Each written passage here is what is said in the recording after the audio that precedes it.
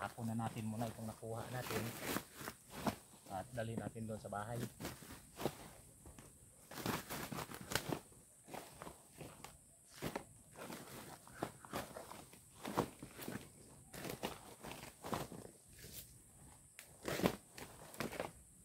Dalawa kasi ang purpose ko ng pag-uwi ko dito sa probinsya.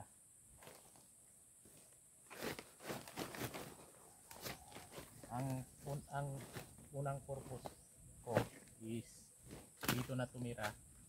Pangalawang purpose ko is hanapin ko ang herensya ng tatay at kung saan man siya banda, mga kamag-anak niya. Pero hanggang ngayon wala pa rin ako nakikita sa mga kamag-anak namin maliban sa mga kapatid lang ni tatay. Kasi ang sabi ng tiyahin ko is may kapatid daw ang lulo ko na sa lugar ng Iloilo. Mga Castro ang ipinlido. Dahil Castro ang lulo ko. Pero ang lulo ko is dinala niyang ipinlido is hindi ang Castro, kundi Bautista, dahil ang Bautista ay apelyido ng lula niya. Pero yun ang dinala niya. Pero kami is tunay kami na Castro.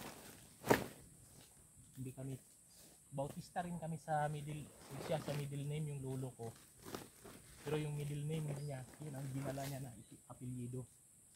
Diyan sa bayan ng Lupit, marami kaming kamag-anak diyan. Sa side din yata ni Lola. At meron kaming mga lupain din dyan. Kaso hindi pa namin alam kung saan siya banda, kasi sila ang nakakaalam.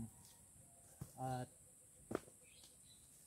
ang kagaya ko na naghahanap is pang 5th generation na ako sa lupa. Ilang tambak na ng titulo ang hinahanap ko hanggang ngayon ay wala akong mapipisil. At yung lupa din ng lula namin na isa sa dito sa may Kahuyong banda na to at doon sa Mabilo sa Kalibo.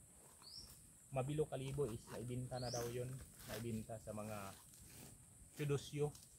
So far ang amo ko dati doon sa Maynila ay Chudosyo sa Agkim, mga Chudosyo sila yun.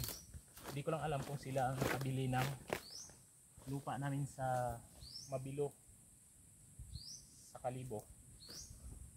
Sa ano nga ang tawag ng tatay ko dati noon,